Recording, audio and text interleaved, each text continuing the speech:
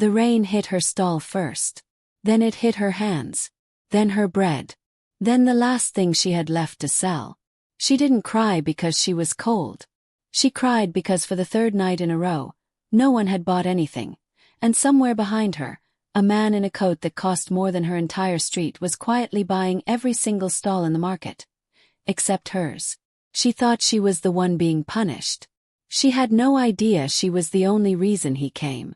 This is the story of a woman who had nothing left to lose, and a man who had everything except the one thing he actually wanted. The market smelled like wet cardboard and diesel smoke. Rain wasn't falling anymore. It was hammering. The kind of rain that turns dirt roads into rivers, that sends vendors scrambling to cover crates of tomatoes and stacked eggs, that empties a street of 200 people in under 90 seconds. One stall didn't get covered in time. Mira stood behind a small wooden table, for unsold loaves of bread going soft under the water. Her only umbrella broken 2 weeks ago and never replaced. She didn't move to save the bread. She'd already done the math in her head, the way she did every night now, and the math never worked. For loaves. 0 customers. Rent due in 6 days. Her mother's medication due in 2. She wasn't crying loudly. Real desperation never screams. It sits quietly in your chest and leaks out through your eyes while your face tries to stay calm for the people walking past. And people were walking past. Heads down. Nobody looks at a girl selling bread in the rain. Nobody has time. Except one man did. He stood under the stone archway at the market's entrance, 60 meters away, hands in the pockets of a charcoal coat that didn't belong on this street. He wasn't holding an umbrella. He didn't seem to notice the rain at all. He was watching her. Not staring, watching. The way someone watches a fire they're deciding whether to put out, or whether it's already too far gone. His name was Elian Voss. Ask anyone in the city who Elian Voss was, and they'd tell you the same 3 facts in the same order every time. He owned half the shipping ports on the eastern coast. He hadn't given a public interview in 4 years, and his family fortune was old enough that no one remembered how it started, only that it never ended. What they wouldn't tell you because they didn't know, was that 11 nights ago, Elian Voss had stood in this exact spot, at this exact hour, and watched this exact woman sell bread to a market that didn't know her name either. He came back the next night. And the next. Tonight was the 11th night. Tonight, for the first time, no one bought anything from her at all. His assistant, a sharp young man named Callum, stood 2 steps behind him holding an umbrella neither of them used. "Sir," Callum said carefully. "The car is here." Elian didn't answer. "Sir, it's been 40 minutes. You'll catch a fever standing by the market." Callum blinked. "Sorry. All of it. Every stall. Every vendor. Tonight." "Sir, there are at least 40 vendors here." "Do you mean the leases or?" "I mean everything they're selling. Right now. Every crate, every basket, every unsold piece of fruit rotting under those tarps. Full price. No negotiating them down." Callum hesitated in the way only 3 years of working for Elian Voss teaches a person to recognize as dangerous territory. "Sir, may I ask why?" For the first time Elian turned, not toward Callum but toward the girl. His voice, when it came, was quiet, less like an order and more like a confession. "Because if I buy the whole market," he said, "she won't know it was for her. Tell me honestly, if someone you'd never spoken to did something like this for you, in complete silence, expecting nothing back, would you even notice? Or would you walk right past the one person who finally saw you?" Mira didn't notice at first that something strange was happening. She was too busy wrapping the soggiest loaf in a plastic bag like it still mattered, like 6 days from now it would still be worth something to anyone. It was the sound that made her look up. Not shouting, cheering. Down the row, vendors who 30 seconds ago had been packing up in defeat were suddenly laughing, counting cash with shaking hands. Old Mr. Farid, who sold spices and hadn't smiled once in 4 months, was crying into his son's shoulder. "What happened?" Mira asked the woman beside her, an older vendor named Talia. Talia was staring at a stack of bills like it might vanish if she blinked. A man came through with an assistant. "Bought everything." Full price. Didn't even bargain. Hope and suspicion arrived in Myra's chest at exactly the same moment, the way they always do when you've been disappointed enough times to distrust anything that looks like luck. Did he come to my stall? Talia's smile faded. She looked down the row toward Myra's table, still covered in ruined bread. No, Talia said. I don't think he did. That should have been the end of it. A strange, generous stranger who happened to skip her stall. Bad luck stacked on bad luck. Mira had learned not to look for meaning in random cruelty wearing a nicer coat. She started packing what was left. 4 ruined loaves. An empty cash box. A broken umbrella she still carried out of stubbornness alone. That's when she saw him, at the edge of the market, near the archway, still watching. Their eyes met for exactly 2 seconds. Long enough for her to notice he wasn't smiling, wasn't smug, wasn't looking at her the way rich men sometimes look at women in markets like hers. He looked at her like he was solving something. Like she was a problem he hadn't figured out how to fix without breaking it. Then he turned into the rain, and the car that had waited 40 minutes finally pulled away. Mira told herself it meant nothing. She was wrong. It meant everything. It just wasn't finished yet. Here's what Mira didn't know. Walking home with 4 ruined loaves and 11,000 in unpaid rent sitting behind her eyes like a headache that never left. She didn't know Elian Voss had first seen her 4 months earlier. Not in the market, but in a hospital hallway at 2 in the morning, sitting outside a room with peeling green paint, holding her mother's hand through a gap in a curtain because the nurses wouldn't let her stay past visiting hours and she refused to leave anyway. She didn't know he'd been in that hospital that night for a boardroom reason that stopped mattering the second he saw her. She didn't know that he'd asked the nurse at the front desk one question. Who is that? And had spent 4 months quietly finding an answer that didn't involve simply walking up and telling her the truth. Because the one thing Elian Voss understood better than money was this. The moment you tell a proud, exhausted, drowning person that you want to save them, they stop letting you. So he didn't save her. He removed, one by one, the things that were drowning her, and let her think the tide had finally turned on its own.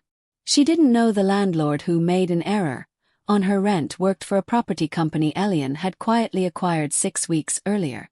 She didn't know the pharmacy that suddenly ran a new discount program for her mother's heart medication had received an anonymous donation earmarked, in language bureaucratic enough that no one would trace it, for regional elderly cardiac care. She didn't know any of it. All she knew was that lately, impossibly, things had been getting slightly less impossible, and some nights that scared her more than the hunger ever had. Because in Myra's experience, the world didn't get kinder for free. Somebody always wanted something. She just hadn't met him yet. Have you ever had something good happen to you and immediately felt suspicious of it, because you've been let down so many times that kindness itself started to feel like a trap? Hold on to that feeling. Myra's about to feel it too, right before she meets the man who caused it. 6 days later, rent was due. Mira knocked on her landlord Dobrev's door with 8,000 in hand, needing 11, already knowing the number wouldn't change no matter how many times she recalculated it. Dobrev opened the door with a folder in his hand and an expression she didn't recognize. Mira, there's been an adjustment to your lease. Building sold last month. New ownership restructured tenant agreements. Your rent's been reduced, effective immediately. And there's a credit on your account. 3 months prepaid. She read the numbers twice. Third time. Who did this? Her voice came out sharper than she meant, because 6 days of terror doesn't evaporate just because someone hands you good news. It curdles into suspicion instead. I don't know, Dobrev said honestly. New ownership handles everything through lawyers. She stood on that doorstep, folder shaking in her hands, and felt something she hadn't let herself feel in longer than she could remember. Not relief, fear. Because somewhere out there, someone had enough power to rewrite the terms of her entire life without her permission, and whether they meant her well or harm, the fact remained. She was no longer fully in control of her own survival. That night she went back to the market. Not to sell, there was nothing left to sell, but because she needed something to make sense. She found him under the same archway. This time she didn't let him watch from a distance. She walked straight toward him. I know it's you, she said before he could speak. You bought the whole market and skipped my stall on purpose. 2 days later my rent gets cut by a landlord who's never shown me an ounce of kindness in 2 years. That's not coincidence. I want to know what you want from me. For the first time up close, his face wasn't what she expected. Not amused, not caught. Relieved. Like he'd been waiting 11 days, 4 months, for someone to finally be angry enough to ask him directly. My name is Elian Voss, he said quietly. I don't want anything from you. Everyone wants something. I know. That's why I didn't ask for anything. I needed you free to say no to me. After everything, not before it. So if you ever said yes, it would actually mean something. Yes to what? To letting me know you. That's all I've ever wanted. I just didn't know how to ask a drowning woman if she'd let a stranger swim beside her. Without her thinking, he was pulling her somewhere she didn't choose to go. Mira didn't answer him that night. She turned and walked home in the rain, and Elian let her go because he'd learned that much at least, that some doors only open from the inside. But 3 days later she came back. Not because she'd forgiven the secrecy. Because curiosity had beaten fear. The way it sometimes does when a person has spent long enough surviving to forget what being curious even felt like. They talked. Carefully, at first, the way two people talk when one of them has all the power and both of them know it. She asked about the hospital. He told her the truth, all of it, including the 2 words that had started everything. Who is that? She asked why he never just introduced himself back then in that hallway like a normal person. Because normal people don't fall for someone in a hospital corridor at 2 in the morning, he said. And I didn't trust what I felt fast enough to hand it to you before I understood it myself. It wasn't a smooth answer. It wasn't rehearsed. And that, more than anything he'd bought or fixed or quietly rearranged, was what made Mira believe him. Over the following weeks, something careful and unglamorous grew between them. Not a fairy tale. Coffee that went cold while they talked. Her showing him the market stall her grandmother had built 40 years ago, brick by brick. Him, for once, not fixing anything, just listening. Her mother's condition stabilized. Myra's fear didn't disappear, but it started sharing space with something else. Hope that didn't feel like a trap anymore. Then came the twist no one saw coming, including Elian. His cousin, Ravik, had spent 6 years slowly siphoning money from the family shipping business, hiding it behind shell companies and falsified freight manifests, waiting for the one moment Elian's guard would finally drop. That moment arrived the week the board discovered someone matching Myra's description had received undisclosed transfers from company-linked entities. The rent adjustment, the pharmacy donation, all of it, twisted and repackaged by Ravik's lawyers into something that looked on paper exactly like embezzlement laundered through a woman Elian was secretly involved with that hit the press within 48 hours. Billionaire's secret mistress linked to corporate fraud scheme. Mira read it standing in her own kitchen, coffee going cold in her hands for a very different reason this time. She called him. He picked up before the first ring finished. Mira, listen to me. Is it true? Her voice was shaking, not from fear now, but from something colder. Did you use company money? Did you make me part of something illegal without telling me? No. Promise you no. Someone twisted the paper trail. I need you to trust. You've been asking me to trust you since the day we met, Elian. And every single time, it turns out there was something you weren't telling me first. She hung up. For 3 days she didn't answer his calls. The market vendors who had once cheered his generosity now whispered a different story. That the poor bread seller had been secretly bought too, just a more elegant, more expensive kind of leverage than the rest. Mira had spent her entire life being underestimated. She was not going to spend the rest of it being used. You probably think you know where this story goes next. Stay with me, because you'd be wrong. What Mira didn't know, what almost no one knew, was that Elian hadn't spent those 3 days pleading with her to answer his calls. He'd spent them doing the one thing he was actually good at, taking apart a lie until he found who built it. Callum found the pattern first. A signature routing authorization on the falsified transfers, one digital fingerprint that didn't belong to any of Elian's approved signatories. It belonged to an account only one person still had access to, an old executive credential that should have been revoked years earlier and, through a quiet administrative oversight nobody had ever bothered to correct, never was. Ravik. The same cousin who had smiled at every family dinner for 6 years. The same cousin who had congratulated Elian, apparently sincerely, on finally letting himself be happy, the one time they discussed Mira directly. Elian didn't confront him with anger. He confronted him with evidence, laid out across a boardroom table in front of the full board, every falsified manifest, every shell transaction, every trace of 6 years of quiet theft, undeniable and complete. Ravik didn't even try to deny it once the documents were in front of him. He just laughed, quiet and bitter. "You were always going to inherit everything," Ravik said. "I just wanted something that was mine before you took the rest without even noticing me standing there." "I noticed you," Elian said. "I just never thought I needed to watch you." Ravik was removed from the company within the hour. The fraud was corrected, documented, and, critically, the falsified link to Mira was formally, publicly retracted by the company's own legal counsel, in a statement that named her as an unwitting victim of a smear campaign, not a participant in one. But by the time that statement went out, Elian understood something important. Clearing her name wasn't the hard part.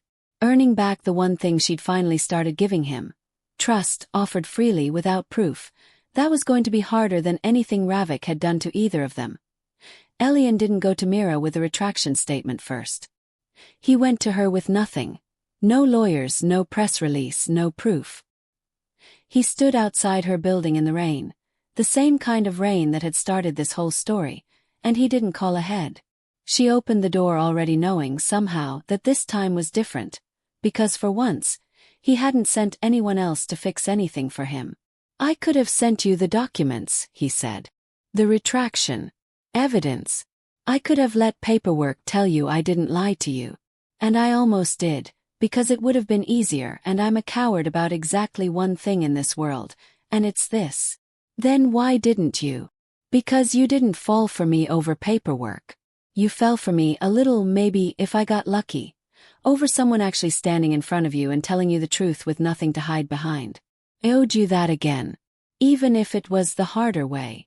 Mira stood in the doorway a long moment, rain soaking both of them exactly the way it had the night they first spoke. "I don't need you to fix things for me anymore," she said finally. "I needed that once. I don't need it now. What I need is for you to actually let me in, not manage me from a distance like one more account you're quietly balancing." "I know," Elian said. "I'm asking you to let me try that instead." She didn't answer with words.